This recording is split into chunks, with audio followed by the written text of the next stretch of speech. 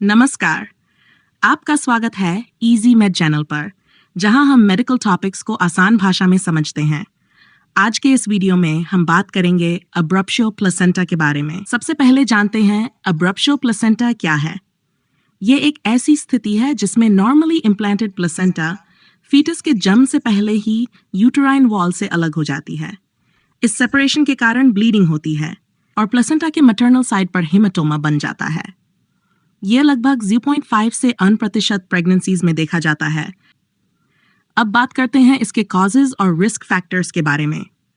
कुछ प्रमुख कारण हैं हाइपरटेंशन, हाई बीपी, स्मोकिंग, मल्टीग्रेविडा यानी बार बार गर्भधारण करना, एब्डोमिनल ट्रॉमा जैसे एक्सीडेंट या domestic violence, previous history of placental abruption, cocaine use.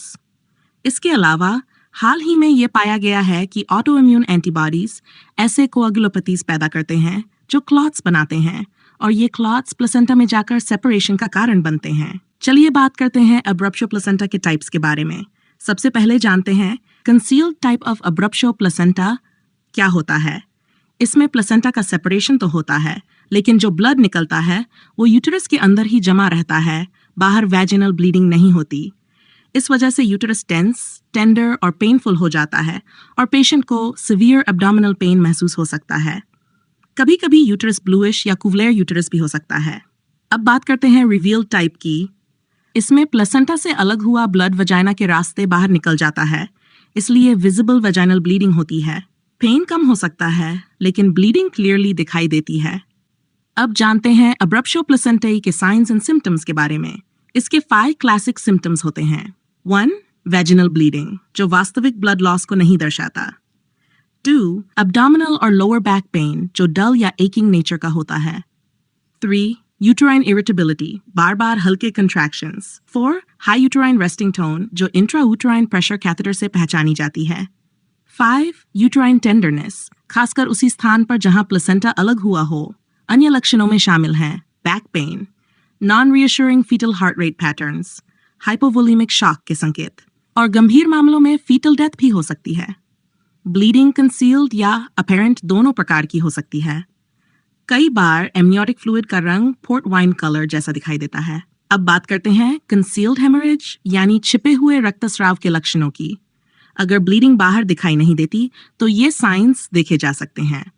Fundal height बढ़ जाना, board like hard abdomen, high baseline uterine tone, persistent abdominal pain, tachycardia, maternal or fetal, falling BP और restlessness, late decelerations या decreased fetal heart rate variability, और कई बार vaginal bleeding बहुत कम या absent होती है। अब जानते हैं अब्रप्शो प्लेसेंटाई के मैनेजमेंट के बारे में। अगर अब्रप्शन माइल्ड है, फीटस 34 वीक्स से कम का है और डिस्ट्रेस के कोई साइंस नहीं है, तो कंजर्वेटिव मैनेजमेंट किया जा सकता है। इसमें शामिल है बेड रेस्ट, टोकोलाइटिक मेडिसिन्स देना ताकि यूटेराइन कंट्रैक्शंस कम हो। लेकिन अगर फीटल कॉम्प्रोमाइज या एक्सेसिव ब्लीडिंग के संकेत हों तो तुरंत डिलीवरी की आवश्यकता होती है, चाहे नॉर्मल वैजिनल हो या सिजेरियन सेक्शन से। अब बात करते हैं इमरजेंसी केयर के बारे में। मां की जान बचाने के लिए कुछ तुरंत कदम उठाए जाते हैं। लार्ज गेज आईवी लाइंस लगाकर फ्लूइड्स और ब्लड रिप्लेसमेंट किया जाता है। महिला को लैटरल पोजीशन में और हेड फ्लैट रखकर लेटाया जाता है ताकि प्लेसेंटा और वाइटल ऑर्गन्स तक रक्त प्रवाह बढ़ सके। मूवमेंट्स को रिस्ट्रिक्ट किया जाता है ताकि ऑक्सीजन की खपत कम हो, और सबसे ज़रूरी रीअश्योरेंस और इमोशनल सपोर्ट दिया जाता है ताकि एंजाइटी कम हो और ऑक्सीजन की आवश्यकता घटे। धन्यवाद दोस्तों, आपने देखा इजी मेड चैनल। अगर आपको ये वीडियो इन्फॉर्मेटिव लगा हो तो इसे लाइक, शेयर और सब्सक्राइब करना ना भूलें, ताकि हम आपको ऐसे ही सिंप्लीफाइड मेडिकल टॉपिक्स पर जानकारी देते रहें। मिलते हैं अगले वीडियो में।